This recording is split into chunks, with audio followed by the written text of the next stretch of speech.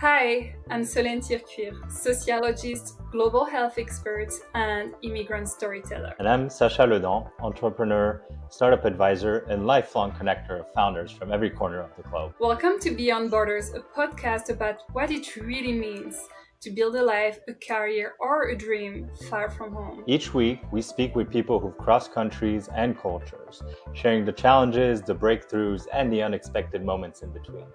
That's where the real story begins. Welcome to Beyond Borders. Hi everyone, today I'm honored to welcome Anjan. He's an award-winning journalist, author, and storyteller whose work spans continents, conflicts from covering war in Congo and Rwanda and exploring tech-human impact in his book Coded World. His reporting blends courage and literary precision. He was born in India, raised in Dubai. Anjan's life has been shaped by migration, identity, and the search for belonging. These are themes he powerfully explores in his books and essays. Anjan, welcome to Beyond Borders. Thank you, Solène. Lovely to be with you today and very interested in our discussion. Thank you, Anjan. And for those who may not know your work, how would you like to introduce yourself and the journey that brought you here? Sure. So I guess, there are two facets to my work. I'm an immigrant. I grew up in India and in Dubai. I went to university in the US and then became a war correspondent or a reporter across conflict zones and dictatorships for the last 20 years.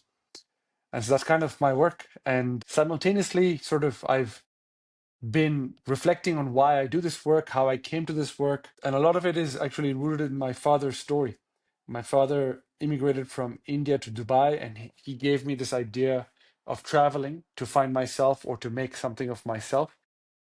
And I think I've inherited that kind of philosophy, and it led me to be a foreign correspondent and to travel. So each country I traveled to, whether, I began in Congo, I was then in Rwanda, Central African Republic, Cambodia, and Mexico, and India in between, and so all across the global south. But I've also spent significant parts of my career and education in the US. I studied at Yale. I worked at McKinsey in San Francisco, and a lot of the publications I write for are American publications. So I'm often in the US trying to interpret and understand how to bring stories from the global south and from the rest of the world to the mainstream public consciousness and mainstream media. So I'm in that's been the mission that I've been uh, grappling with for 20 years, to try and understand how to get an American editor at TED or at the New York Times or the New York Review of Books, how to get them interested in stories that are not so present in their daily lives and can seem to many of them from quite far away. And I think this mission and my own journey as an immigrant are very closely linked. So you shared your own father's immigration stories and how that impacted you and your approach. How would you say your mission emerged from that and your own experiences across the different countries you visited? I would say, I'll just give you my perspective on immigration in the US and in the West generally. I would say the way that my father gave me that mission or gave me that idea was even when I was very young. I was 10 years old and he asked me, or 12 years old, and he would ask me, where are you going to go to make yourself someone? Are you going to go to the US? Are you going to go to Europe? In his mind, these places were countries or regions, parts of the world that had succeeded economically. And so he gave me this idea that in order to be successful, I had to move myself. I couldn't be successful in India. I couldn't be successful in Dubai, not necessarily. I had to go to the most successful parts of the world to become successful.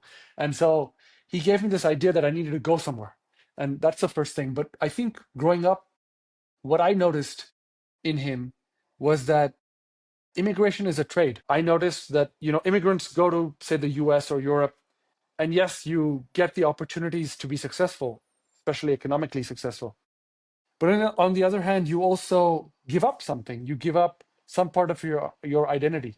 And we're seeing that more and more in the US today, where there's more antagonism, there's more resistance from the government to immigrants retaining their identity. And so I became very aware that to be a successful immigrant, I had to assimilate and I had to give up parts of myself, of my identity that don't make sense to the West, or sometimes the West even finds threatening.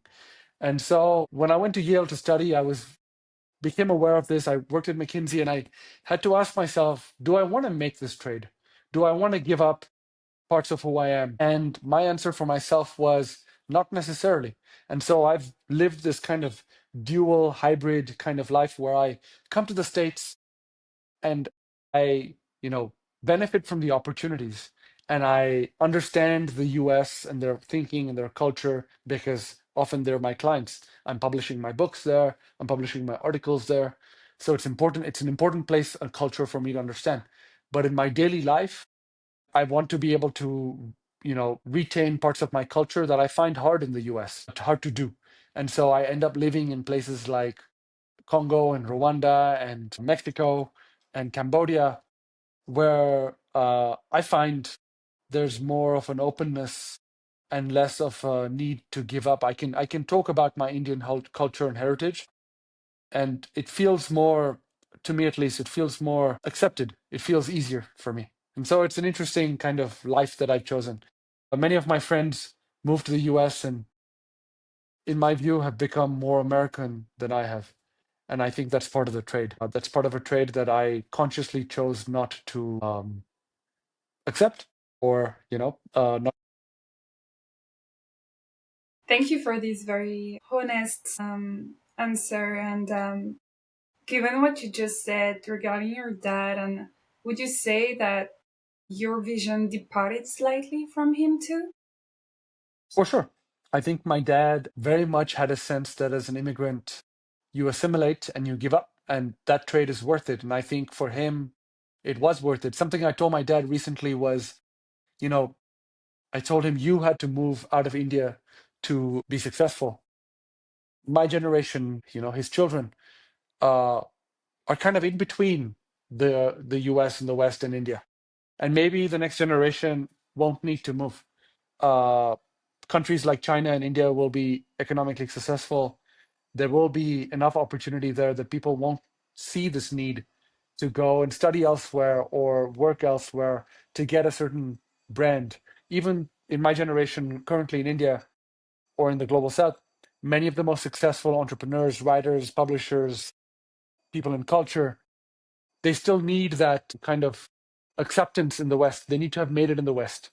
So a writer, for example, a writer or a journalist who is published just in India, it's seen as just less prestigious. You need to be published in New York or London in order to be accepted and seen as someone important in India. And that colonial mentality still exists today. Your education still needs to come from the West. And I think that's changing. It was definitely true for my dad. For my dad, it was very difficult. He had to prove himself constantly. Now, the fact that I studied in the West and I had my education, my work experience in the West gives me a leg up. I've sort of, people in the West, they appreciate, they admire, and they respect the education and the work experience that I had. So opportunities open up for me. But I do feel that the next generation won't need that approval and validation from the West. And so I think things are changing. Yeah, I've benefited in sort of, not just, I mean, you mentioned that, your podcast and your conversations about immigration to the US, but I've had the good fortune to sort of study in India at the elite university. I studied at Yale in the US, which is an elite university. And then I did a year in France and I was at École Normale Supérieure studying mathematics. And again, it's an elite university in France. And so in many countries, when I go and I present myself, people respect the places in which I've studied. And so it's easier for me to access opportunities. But I do think the world is flattening now. And ideas of immigration, people are like myself are becoming more aware that, okay, we get these opportunities, but we also have to kind of erase or not mention part of our history and our culture. When I went to the US, for example, to study, my whole education, my culture, it meant nothing to my peers. So their history, their culture comes from the Greek culture. And I had not studied that in India. And so in order to make sense to them or to explain to them or understand their references, I needed to study Greek culture and Greek references. And so I did. And I don't think that'll be necessary for the next generation. I think and I think it'll hopefully China and India will become important enough that the reverse will need to happen, that Western people will need to understand Indian references. For every Western reference, there's an Indian equivalent. There's Machiavelli in the West, in Italy. There's Chanakya in India. You know, there's kings and systems and schools of thinking that exist in India, China, and in the Middle East, and the Arab world that are equivalents of what you have in Greek and Western culture. So I think maybe the playing field will be more even. But right now, I guess I've benefited on one hand from a very rich experience because I had to study the Indian and Chinese and Arab systems when I was in India and in Dubai. And then I had to move to the West and study the Greek systems and the Western culture. And so, depending on who I'm talking to, I kind of code switch and I bring up the relevant reference. And when you said that you had to learn what matters to your peers and who you talk to, and that you have to adapt, you have to learn new things, new scope of knowledge, new languages to prove that you are able to perform the task. On the other hand, what do you think matters for these, let's say, big editors that you mentioned previously in your own work and your uniqueness in what you're bringing, also given your background that is not the most usual for their other correspondents and journalists? So I think there's a positive and sort of negative or trade-off here. What I appreciate about Western publishers is, unlike most other parts of the world, they are interested in publishing about the world.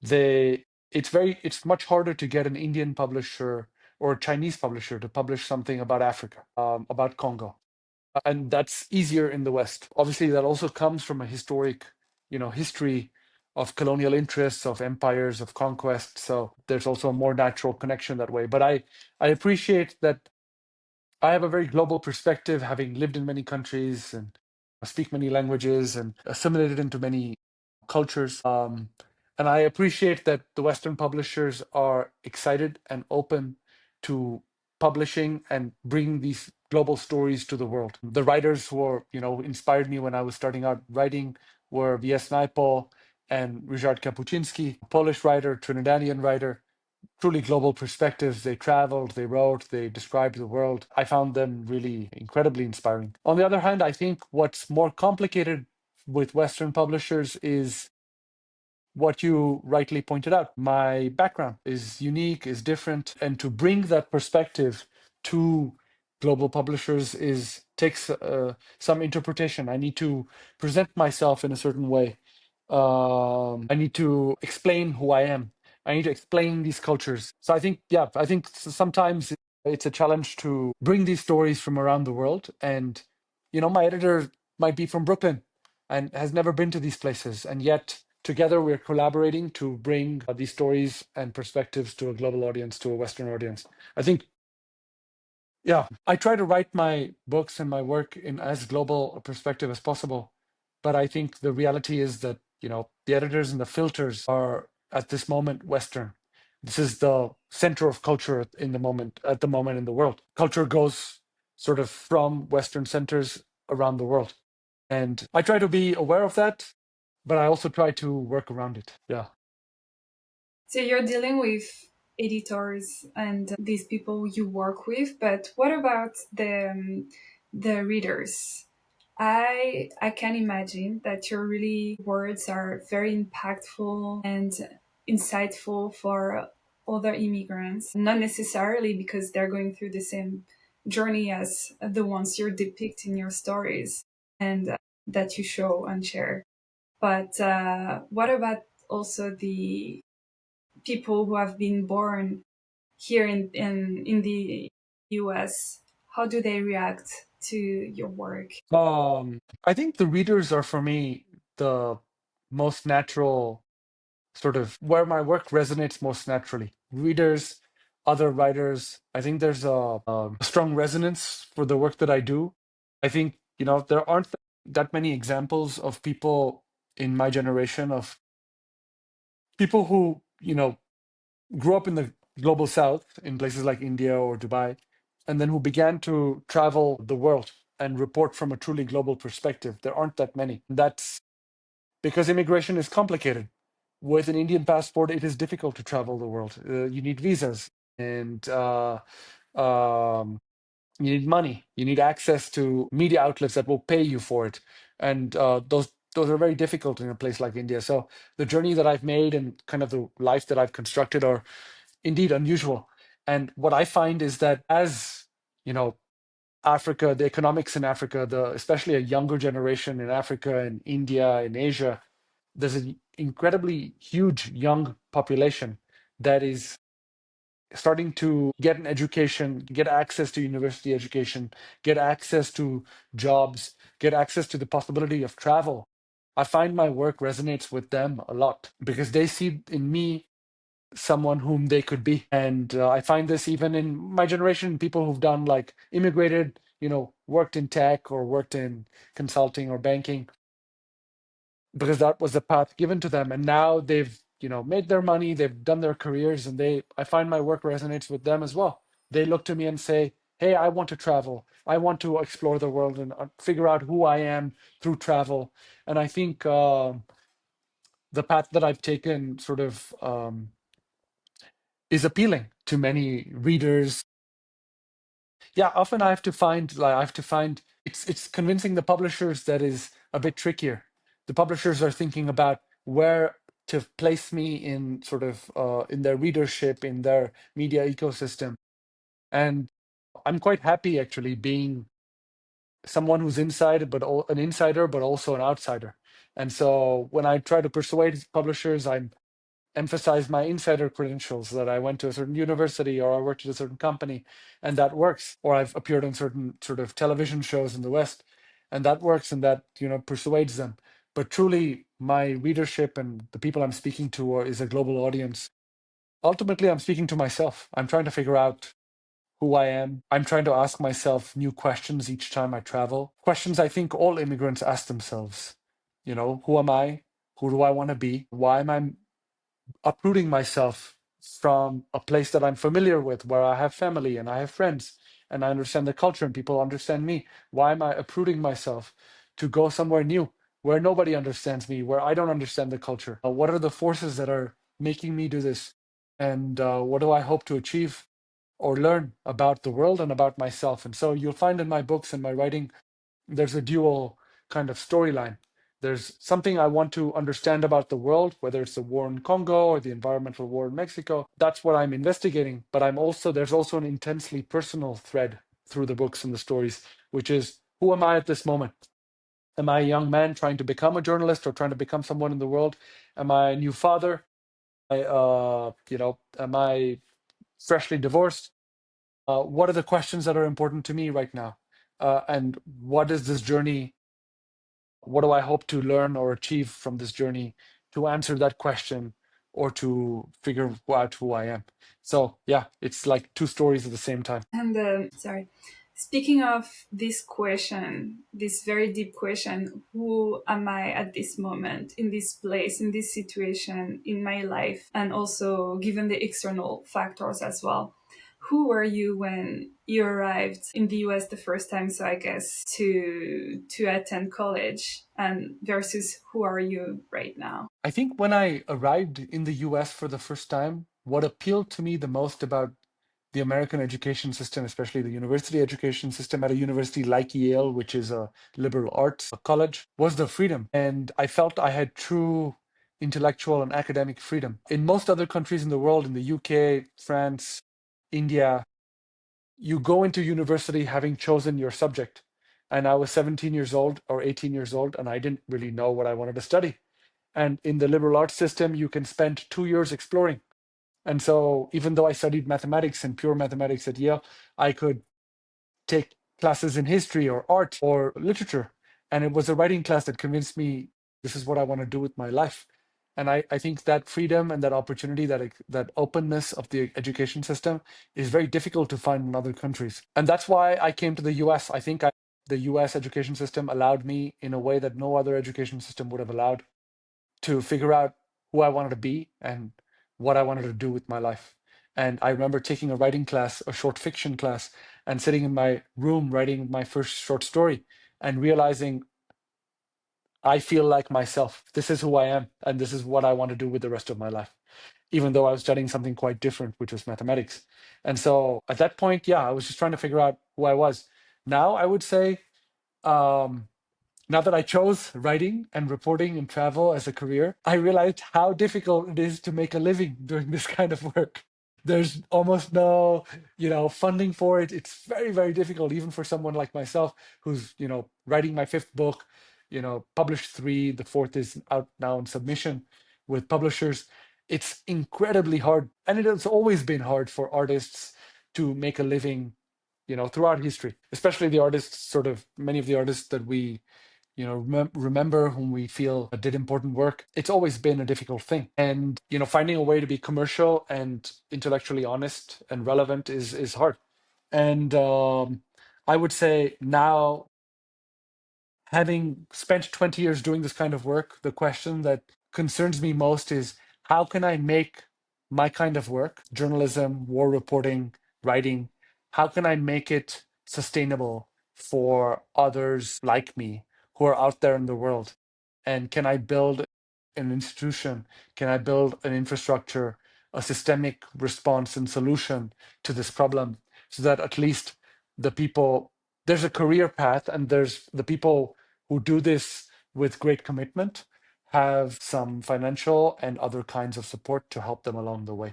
The kind of support I wish I had. So I'm building a foundation called the Stringer Foundation, named after my first book, and Stringers also refers to freelance journalist. I'm building this and building the programs to support other people doing this kind of work, even as I continue to do my own work. Yeah, again, I find the wonderful thing about the Western culture, education system, media, is that there is an openness to such a foundation. And there is a belief, I think, that a truly global perspective is an important one. And so people, especially in the West, my initial supporters are all in the West. There's a belief that, this belief that, and a willingness to support this kind of initiative financially. I think India and China, I find it a little bit harder, but the Middle East, I'm finding more traction actually. People in the Middle East also believe. There's Al Jazeera, there's other global, there's the Louvre in Abu Dhabi. There is an understanding and a belief in the Middle East, unlike in other global South regions, that global perspective rooted in the global South is important. And so I feel like I'm, inventing and innovating and trying to bring together a community to bring forward and support and sustain that kind of work. And so it's been a long journey over 20 years. And you mentioned that you've been to Dubai, you grew up there. Is it also something that has been part of your journey in terms of discovery and also confrontation to a very different culture as well? Yeah, I think, the Middle East, it doesn't get much credit nowadays, but it's a source of so much of our mathematical, scientific, literary culture, our heritage globally. And I think there's a spirit now. I think globally, we're in an era, whether you look at Turkey or India or Rwanda or Mexico, we're now in a post colonial era where, linked to what I was saying earlier, many countries feel they don't want to look at the West for validation. So they're looking into their own past. And nationalist presidents like Erdogan, or India, it's Modi, or in Rwanda, it's Paul Kagame, whom I've criticized, and I've received death threats from his regime, but I still see him as a post-colonial leader, and I understand why he's so popular and inspiring in certain Pan-African circles. In Mexico, it's AMLO, or Andres Manuel Lopez Obrador, who is the previous president. They are now saying, we don't want to prove our worth by getting validation from the West. So we're going to look back into our Aztec culture, or ancient Turkish culture, or ancient Hindu culture, or ancient Rwandan culture, and we're going to draw on that to present ourselves as a worthy civilization, as a civilization that is important to the world. And um, and I think that kind of thinking is new. And you see it now, even in the climate negotiations, for example, at COPs. You see kind of countries like India on an equal and Brazil on an equal footing with Western countries, and the negotiations are more complicated. It's less Western dominated, and I think this future is incredibly exciting in many ways for me and for many others. I think we're going to see and appreciate and respect a richer diversity of ways of thinking and cultures, and hopefully this diversity will help us address and solve some of these truly global planetary problems that we currently face, like climate change. No nation can solve climate change on its own.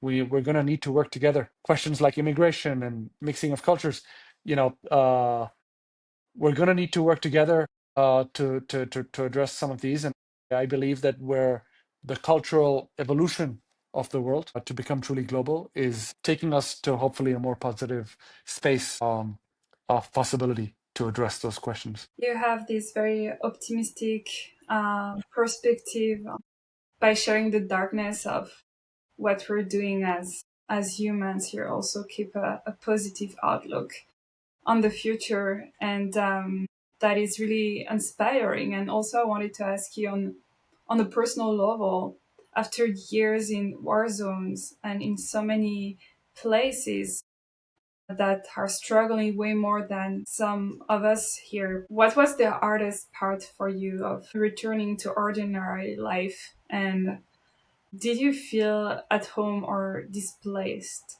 throughout all these different journeys? I feel like I have a lot of culture shock.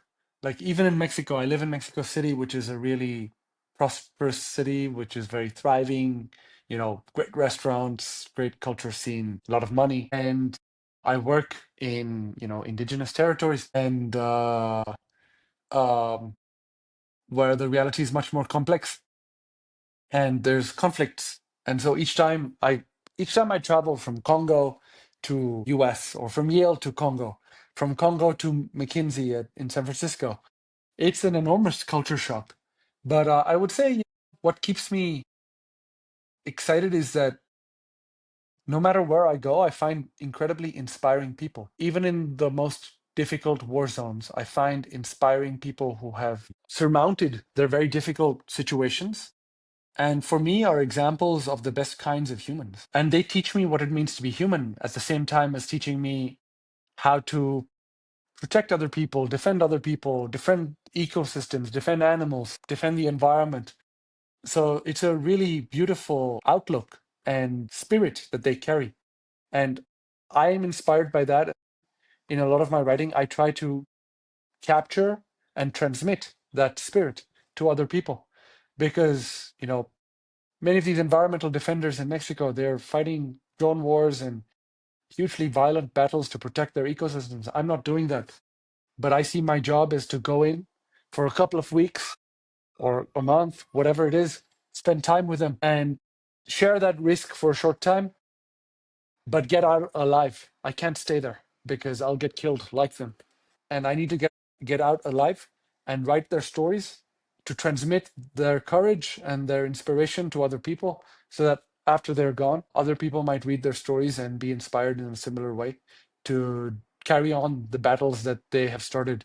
And I honestly feel that these people are among the most beautiful examples of what it means to be human. I think to be human, whether in our minds or in the world, is to be able to contemplate the darkest, the most difficult situations, but to find hope and beauty and inspiration inside them. And that's what I feel these people embody.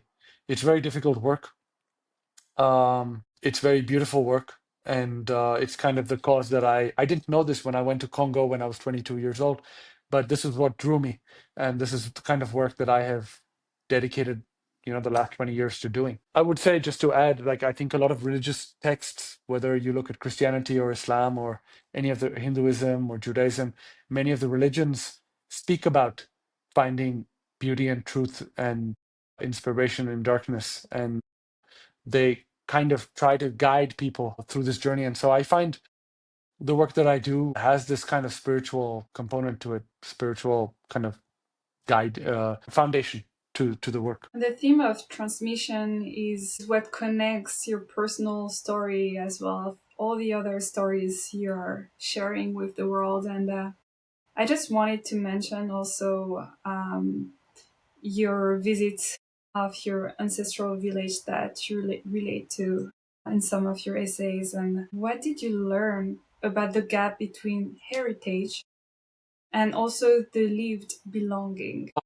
I think this whole journey that I moving away from traditional Western immigration and now coming to Mexico, where I'm traveling a lot in indigenous communities, a lot of whose heritage was destroyed. When the Spanish came to Mexico, they destroyed the pyramids, they destroyed the temples. They told the indigenous communities that their language, their gods, their food, their dresses were all pagan, were savage, and they needed to be civilized and come into Western culture. A lot was destroyed, but some is still remaining. And I think it made me appreciate my own heritage, where in India we have a lot more of our heritage. We have our language, we have our culture, we have our literature, our food. A lot of it is intact, and it made me appreciate it more. I think this indigenous perspective of being rooted in the land is going to become more and more important and necessary. We're going to, as a globe, need to go back to our land and find a connection with it, which is the opposite of what technology offers us. But I do believe that if we're going to protect nature, we're going to need to rebuild that connection with heritage. And I think that's a true importance. To know where we come from means we become caretakers and stewards and protectors of that land and of those ecosystems. And so we need to and I think that connection is being lost more and more, which is why so many ecosystems are being destroyed. It's ironic. Many of the indigenous territories here, the ecosystems are under threat for minerals like titanium or barium or silver and gold, which are needed for green technologies, solar panels or lithium for electric vehicles. The narrative is that we want to save nature and save the environment, but to get the technology for it, we're destroying the ecosystem. So it's hypocritical, it's contradictory, it doesn't make sense. And I think this is a contradiction inherent in mathematics and in technology and the technological industrial life. And I think we all have to ask ourselves the lesson we have to learn from, I learned from going back to my ancestral village or from the indigenous leaders, environmental defenders, is that we need to reconnect with the land and ask ourselves, are we willing to take care of our families, our communities, our land, our ecosystems? And are we willing to take on that responsibility? Otherwise, I fear that, if we're not, that a lot of the environment might be destroyed. Yeah, we understand your commitment to this theme and ecology and heritage and how different cultures are addressing that. In the same time, you've been incredibly successful here in the US in this very technologically advanced country. You went on TEDx, you are publishing in the major journals. So your work is truly also resonating here. What do you think that were your strengths to bring to journalism, and how has being an outsider helped you to share all these things you worked on and to make them resonate here? Well, I think what resonates in my work in the US or in Western cultures, part of it has been, I have to say, sort of a continuation of the tradition that of Naipaul and Kapuscinski before me. I think they modeled themselves as travelers who brought back stories about the world and who brought back stories that in some way brought us together, uh, um, helped us understand the other, the faceless, foreign, strange other. And I think there's a there's a human desire to explore and know the other, which has helped my work sort of resonate because in particular I'm traveling not only I'm traveling as a bridge. I understand both cultures. I've lived both cultures. I have close friends in both cultures. And so I can write with affection for both cultures. And I think this helps me. I'm not a purely Western person looking at the other or looking at the world as a foreign entity. I come from that world as well. I can understand it. and yet I can understand the readership in the Western world as well. And so I think serving as a bridge helps people on both sides trust me. People share their stories on the one hand, and on the other hand, people trust me as a as someone who can tell stories in a way that they understand. And so I think this has helped me a lot. Uh, and part of my work or mission has been to bring important stories that should be on the front pages in the world, but especially the Western world, where all the resources are concentrated.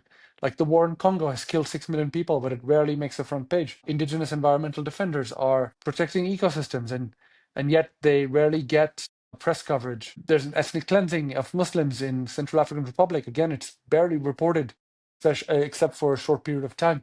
I think these global stories are important because they tell us who we are and show us that we're all connected and we're one society. And as long as we think of ourselves as separate and distinct, I think the potential and probability for violence goes up. And I think it's our responsibility to try to live in harmony and peace. And the first step to that is to understand and tell each other stories about each other. And so I've found myself playing this role and found myself excited by this mission and by this work enough to keep doing it for 20 years. And I think that's a real gift to find something that you love and don't get bored of. And this is actually an incredible gift to us, to your readers, to whoever is talking to you, and everything you have to share. That is teaching us a lot about where we live, but also a lot about us. So thank you a lot. And because we're reaching the end of this episode, I really wanted to ask you a last question. If there is something you want to share with the audience or any piece of advice based on your experience, what would you say? Hmm. Um, I don't know. I don't give advice, but I would say, I went to Congo, I went to Central African Republic or Mexico or Cambodia to find these stories, to find myself. I honestly believe that all around us there are opportunities, and the other, whether it's a different class of society, a different caste in India, or a different ethnic group, I think the more that we try to learn about ourselves and understand ourselves by being curious and understanding the other, even in our little worlds. You don't have to travel 1,000 kilometers. I think there are opportunities for us to come together as a society. And as I mentioned before, I think this is going to be this kind of understanding, this kind of rootedness, first of all, who we are, who our community is going to be important if we're going to tackle some of these planetary challenges that are coming our way, whether it's climate change or AI. These present huge, huge challenges, and are often increasingly planetary in nature. And I don't think any individual community or country is going to be able to solve this on their own. Yeah, we're going to need to decide who our community is. And I would encourage the world to consider whether the environment and animals and plants and ecosystems are part of that community as they have been for indigenous communities. And do we want to include them in a meaningful way? The indigenous communities that I'm reporting on are so inspiring. They are prepared to give their lives to defend an ecosystem. They're prepared to go to war. And that just speaks to how close they feel to the environment and how important they feel it is.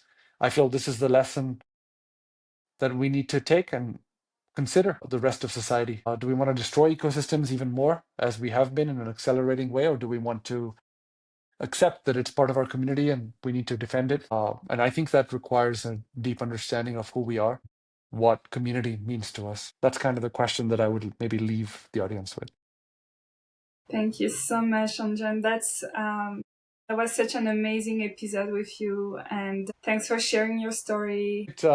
Your invitation and the opportunity to speak to your audience and your readership and your colleagues with whom you're making this podcast, whom you created this. Thank you for the opportunity and appreciate the thoughtful questions. Thank you for listening to this episode of Beyond Borders and joining us in our celebration of the journeys, successes, and stories of immigrants making their mark in the US.